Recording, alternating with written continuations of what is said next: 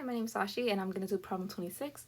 The question is asking, consider the linear transformation t of r cubed to r cubed, and then we have defined by t of x1, x2, x3 is equal to, and then we have the three equations, and then it says show that t is invertible and find its inverse. So the first thing I did was I rewrote how they gave us the linear transformation and I wrote into matrix. And then once I had the matrix, I went ahead and just got the coefficients of each one, and then I made the matrix a little simpler. So I got the 2 3 1 3 3 1 2 4 1.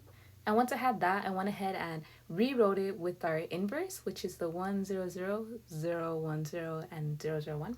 And once I had that, I went ahead and started to solve and try to make the left side look like the right side.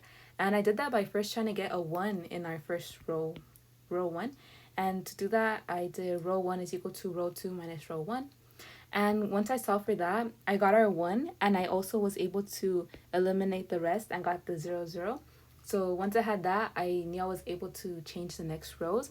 I next wanted to get these, the 3 and the 2, to both be zeros, and I did that by first eliminating the second row. So I did row 2 is equal to 3 times row 1 minus row 2.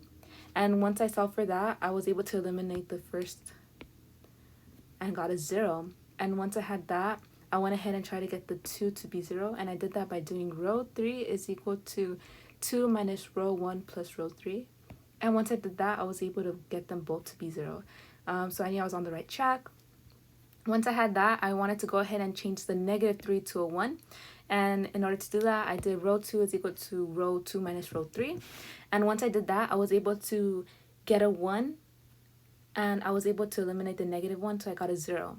And once I had that down, I went ahead and tried to get the negative 1 to be 0. I'm sorry, the negative 1 to be 1. And to do that, I just had to get rid of the negative 4, because I knew that if I ended with the negative, I could just multiply it by negative 1. So I went ahead and did row 3 is equal to 4 times row 2 plus row 3. And once I did that, I was able to get the negative 1 alone. And once I had it alone, I went ahead and multiplied row 3 by negative 1. And once I did that, I was able to get the inverse, which is 1 0 0 0 1 0 0 0 1.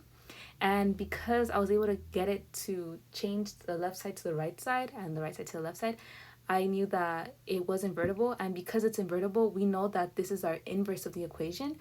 And because we know this is the inverse of the equation, we know that we solved and showed that t is invertible and found its inverse.